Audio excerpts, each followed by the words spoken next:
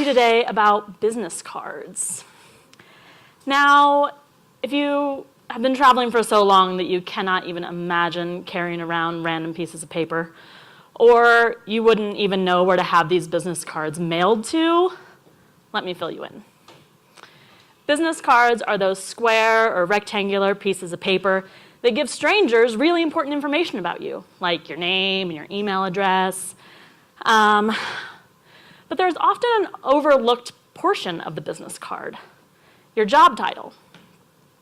For a lot of people, you passively accept the job title that's given to you.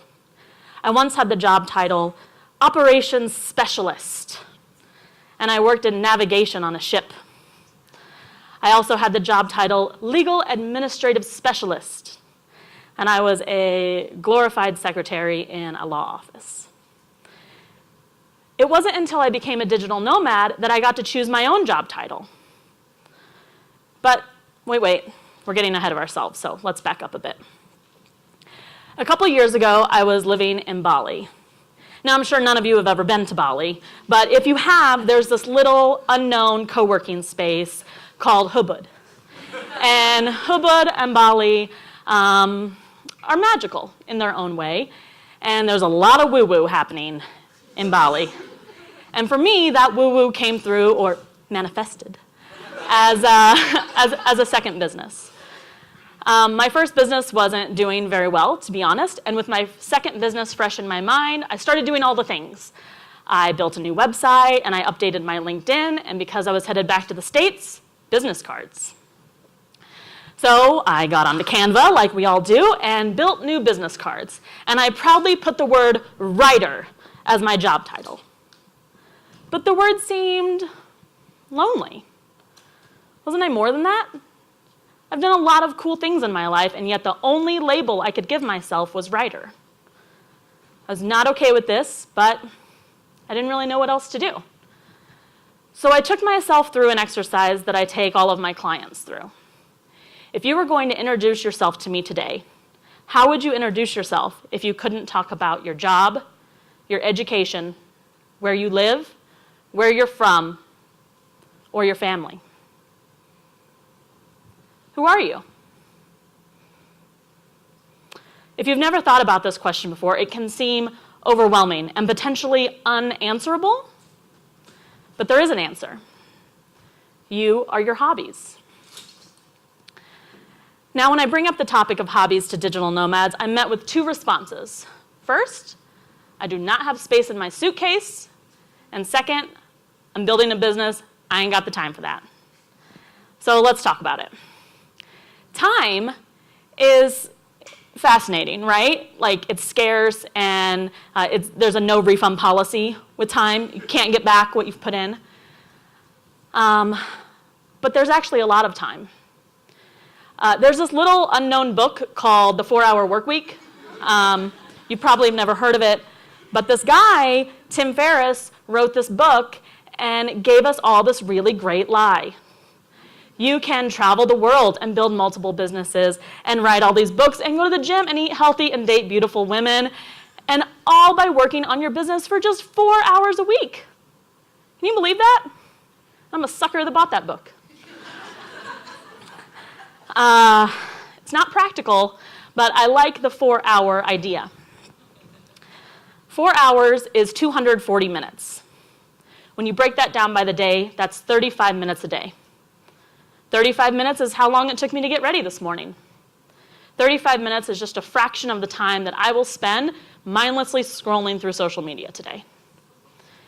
There are 71 days left in 2018. 71. And if you spend 35 minutes a day working on your hobby, you will be a different person by the end of the year. A whole new person, I would say. The second obstacle that I'm met with when I talk about hobbies with digital nomads is the no space in my suitcase excuse. Now, I was the square of the carry-on traveler for the bingo yesterday. I have a backpack and carry-on only. I don't have space in my suitcase for a souvenir or an extra t-shirt. I definitely don't have space in my suitcase for gear for some random hobby. But tomorrow I'm getting on a plane and I'm going to go to a little island and I'm going to go scuba diving for a week. And the only gear that I own for this hobby is my diving watch that does fit in my suitcase. I'm going to rent everything else when I get there. There are so many hobbies that you can do by renting when you get there or using the little gear and equipment that you can carry with you. So here are just a couple examples of some hobbies that you can do while you're traveling. You can scuba dive. You can run. You can do morning pages. You could do photography. You could read and write. You could sing and dance. You could send postcards to your family, which I bet they would all love.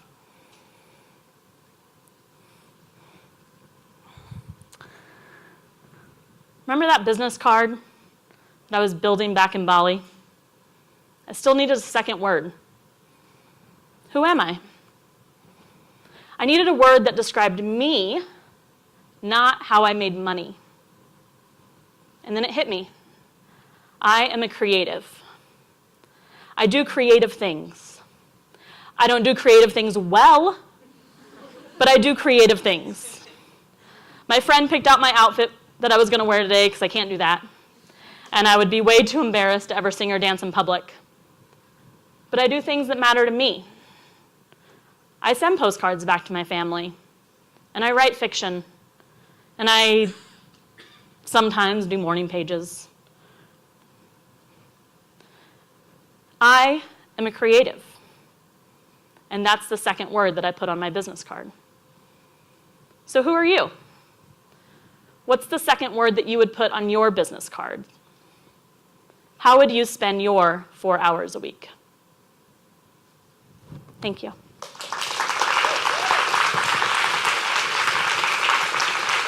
I'm just going to wait here for Kit because she forgot about me. Oh, hi. Hi. How are you? Sorry. That's Mic problems.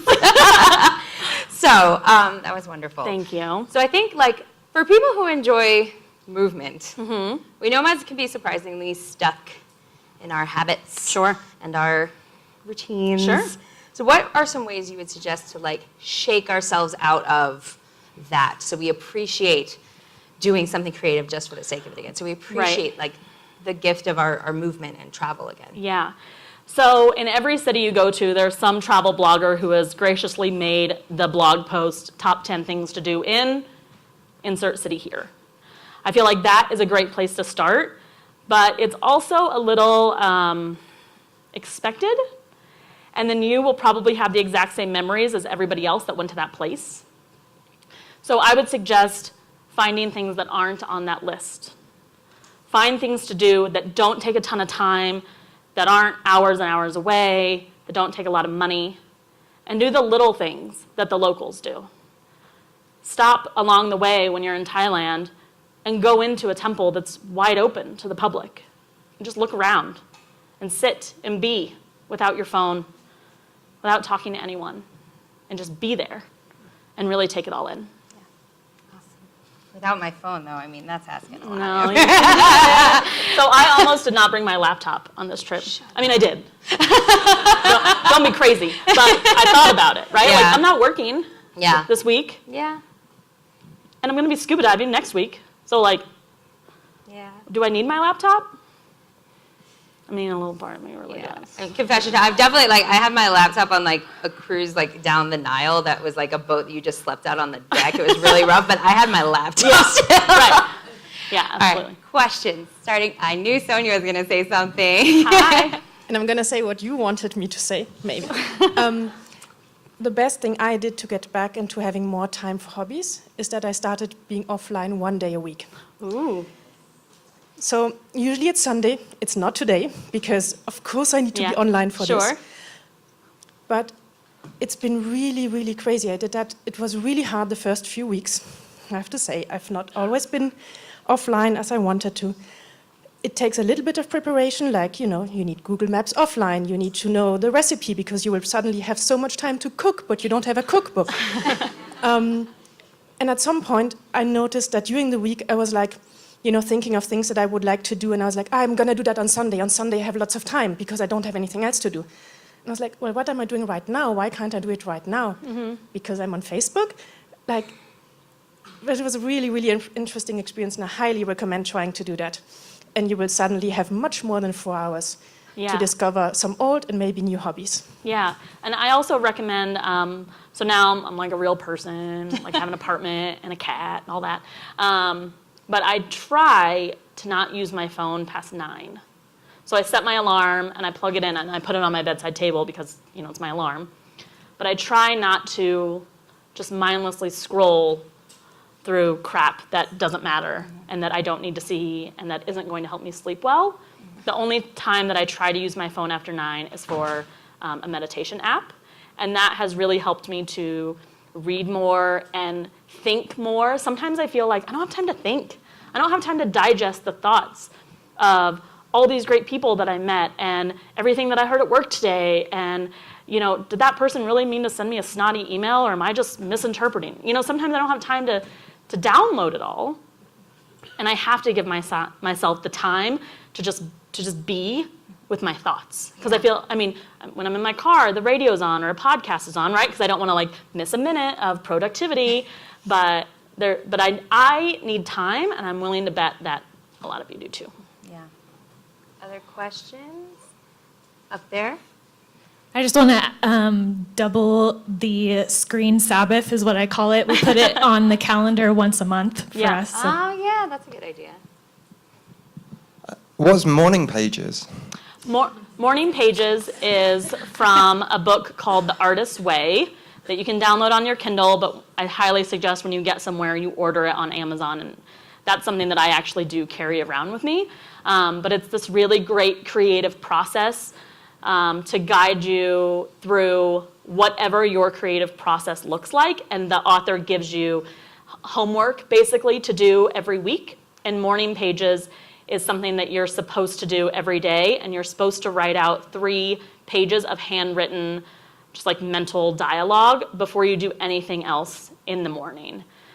A lot of people say it changes their whole life. I love writing. I consider myself a writer, and I started to hate it. So I just started doing 1 page a day. So I feel like customize it to however you want to make it work for you, but it is really nice to get all the crap out of your head and all the mean things that you want to say to people and just write it down, and then you're supposed to never look at it again. I know a lot of people who throw it away, tear up the paper, throw it away. They never look at it again. I can never do that. I keep it in a notebook, filed, you know, like type A. So I can never do that, but it's a really great exercise to clear your brain.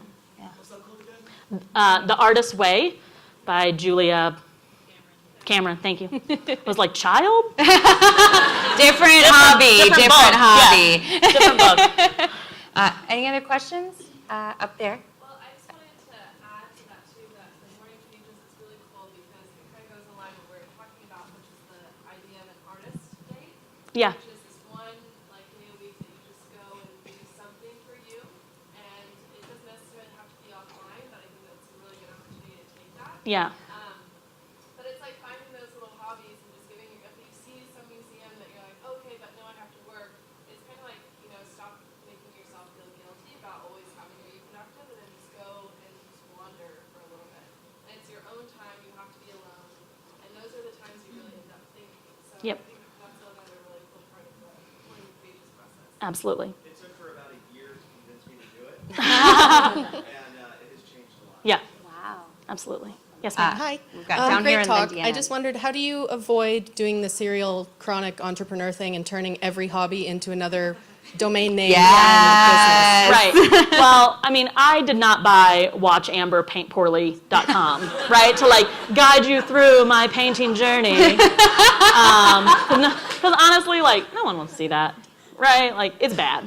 It's bad. But I guess I know I don't have the bandwidth.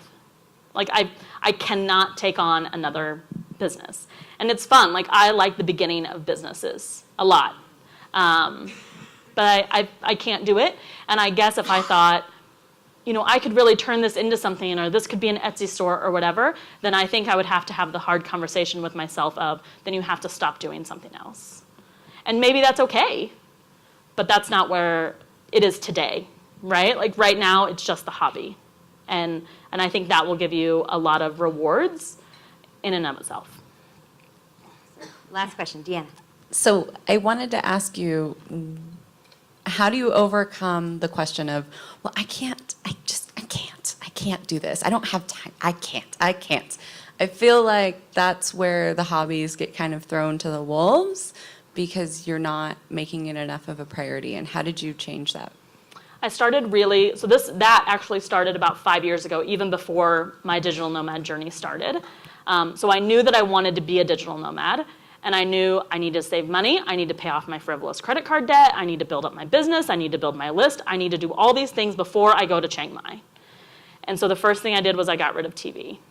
All TV, all the time, and all news. I deleted all the news apps, like got rid of the physical TV, canceled my Netflix, everything. And you would not believe how much time that freed up.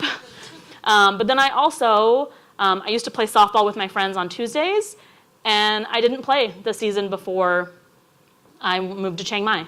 And that was hard, and it sucked. Like my last season with my best friends before I leave the country, but like I wanted that more. I wanted to be a digital nomad more than I wanted to do other things, like watch TV or mindlessly go through my email and think, oh, well, I'll just put a flag on it and look at it tomorrow because I can't handle that right now.